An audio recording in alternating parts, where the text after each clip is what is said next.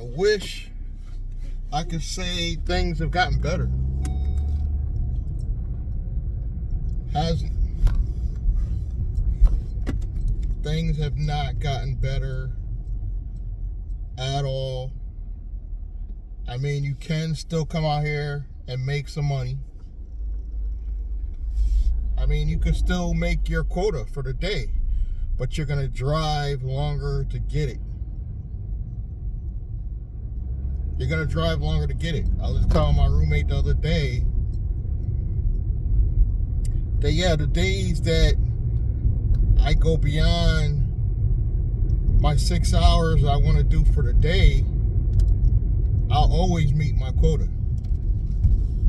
If I want to drive 8 to 10 hours a day, I'm always going to hit my quota, but I'm actually making less money because I'm driving more.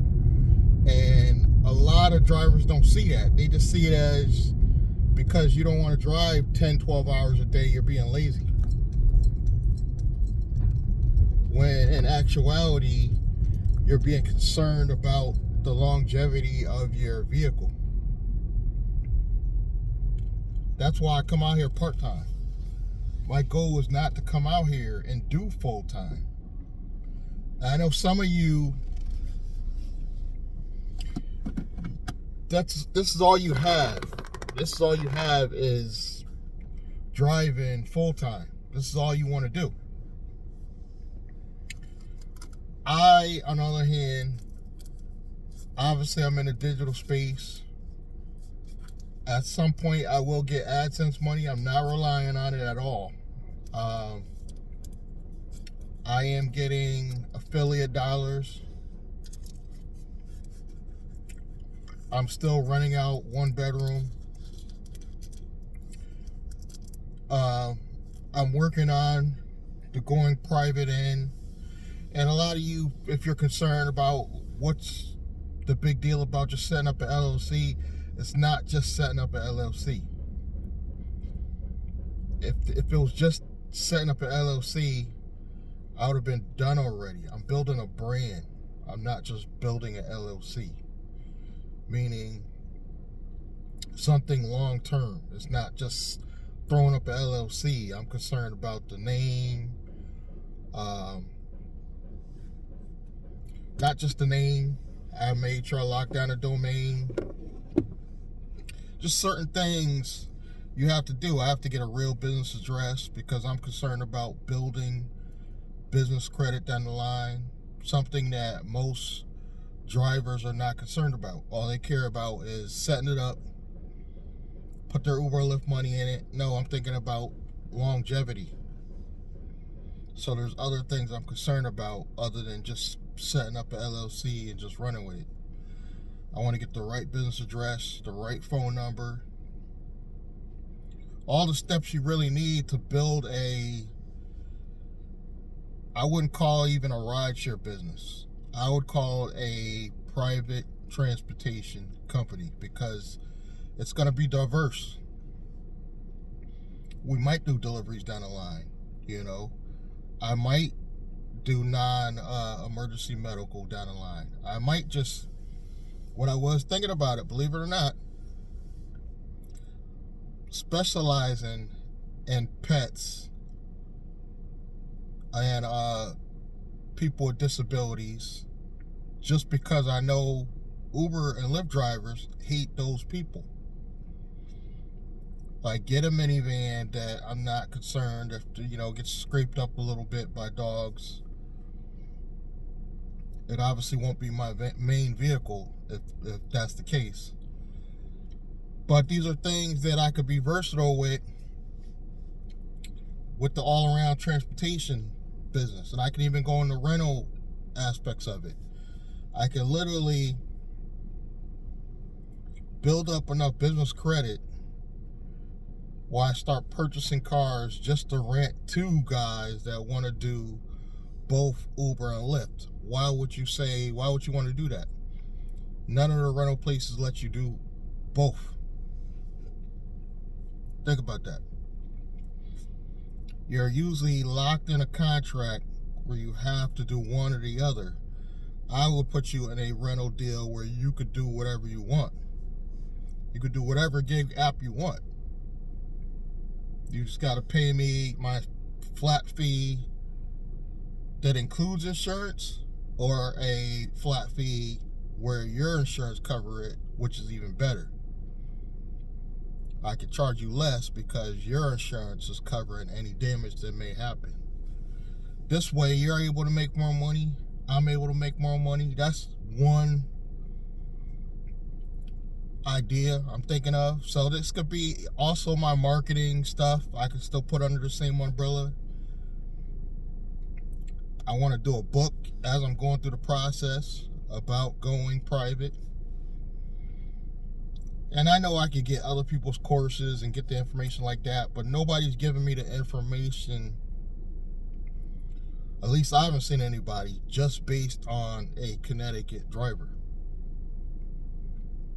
You know what I'm saying?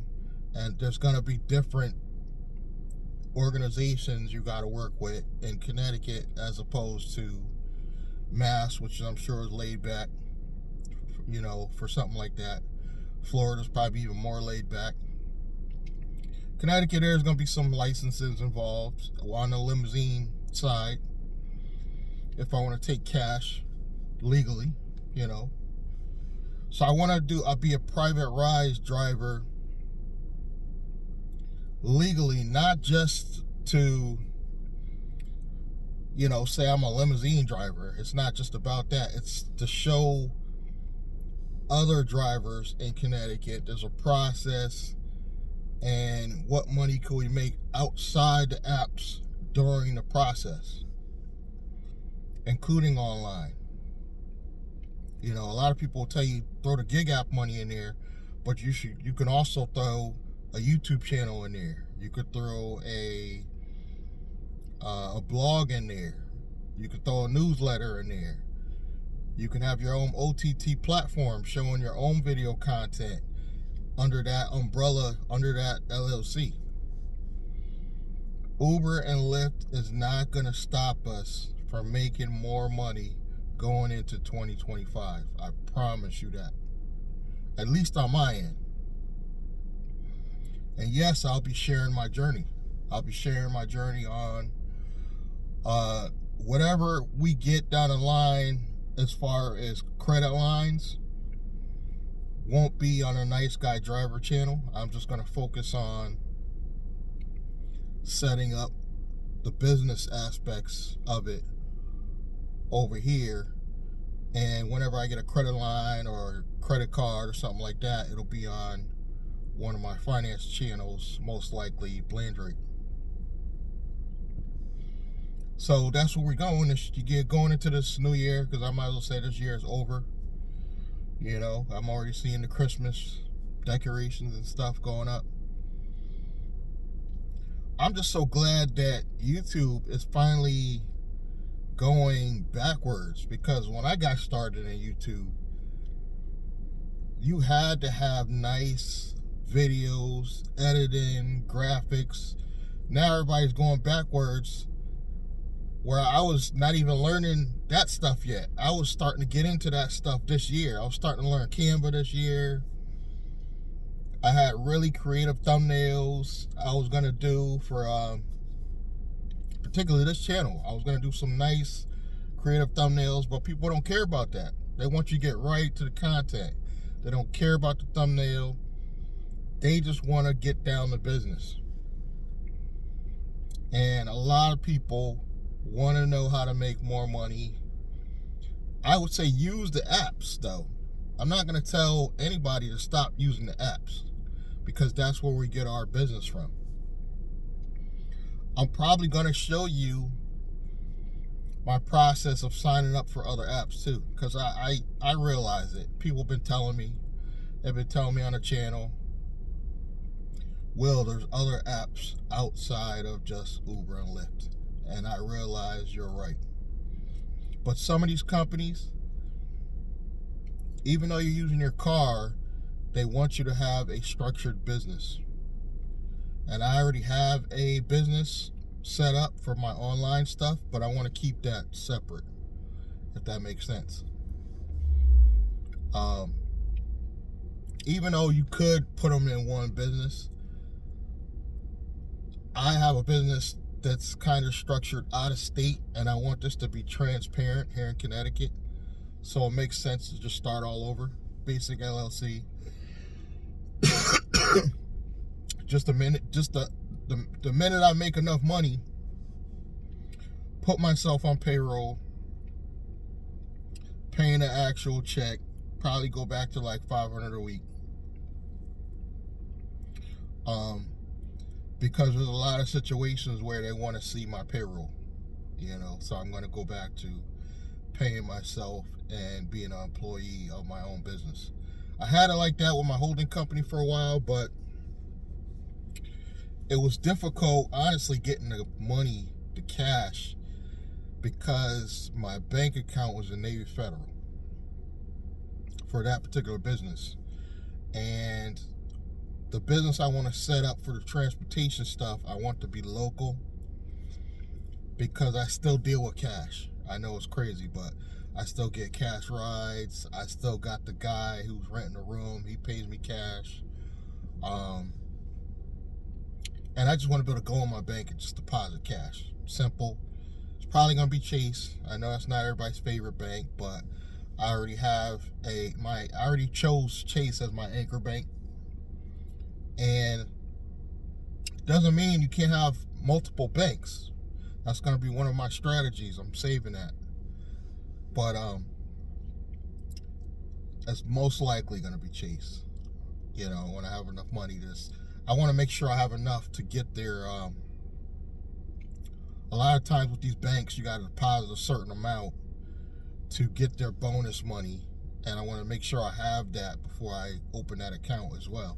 Probably like $2 to $3 grand, just to get a couple $100 extra or whatever. So that's where we're at. That's my goal going into this new year. I'm not rushing it because I already own a domain of the name I want to go with. I'm already trying to build out the brand somewhat, and I'll probably announce that brand on this channel if I haven't talked about it already. And it's not going to be Nice Guy Driver, unfortunately. Part of my strategy is not including anything to do with transportation in the name for business credit reasons down the line. So we'll be talking about that. But really generic name is the goal here. And I think right here in the town I'm living in, I think we have a Regis locally, which is key, because that's going to be the business address. And I'll tell you about it as soon as I lock that in. It's going to be a monthly payment. I'm guessing anywhere from like $60 to $100 to get your mail there. And if I were to guess, a good 1-800 number service is going to be another $15 to $30 a month. But that's going to be a good number. That's a number that rings back to your cell phone of your choosing. You can get texts on it. It can update your schedule. So we're going to have a lot of automations in setting this up, because I really want you guys to see how I wanted my original company to be set up. But the morons that I paid thousands of dollars. I paid thousands of dollars to get my holding company set up with anonymity, and that's out the window with this Transparency Act that you have to say who the owners of every business is by law now anyway. The lawyers might not know, but some form of the government knows everything now. It's no point in hiding. So I figure I might as well just do it in Connecticut. This way I am going to take advantage of state and local funding, as well as possibly government contracts. I'm going to be setting up with sam.gov so we can get government contracts. I'm going to be doing a lot in this coming year that I didn't do in 2024. And I know I was supposed to, but I got caught up in this whole election, struggling, dealing with the Uber and Lyft issues, them not paying right, and kicking out one of the guys I was renting to. So it's been a very fast but stressful year. Very fast. Hit me in the comments if you agree. It's been a lightning fast year. But that's all I wanted to share for today. I do want to thank you guys for your continued support. Listen to me ramble about Uber and Lyft. And I hope you're willing to go on this next journey with me to... I think I want to be known as the guy that shows Uber and Lyft drivers how to build a business,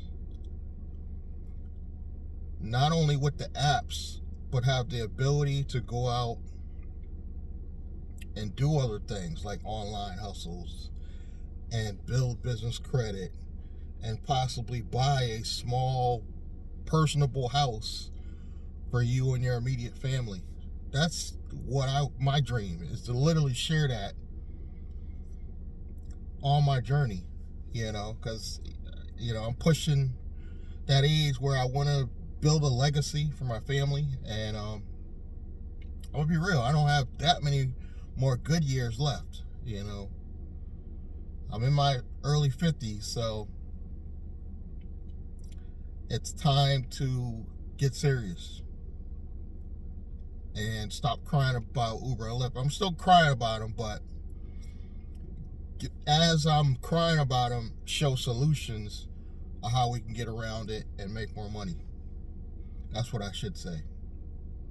But again, thank you for your continued support. Subscribe, like, comment, and I'm going to see you guys in the next video. Thank you.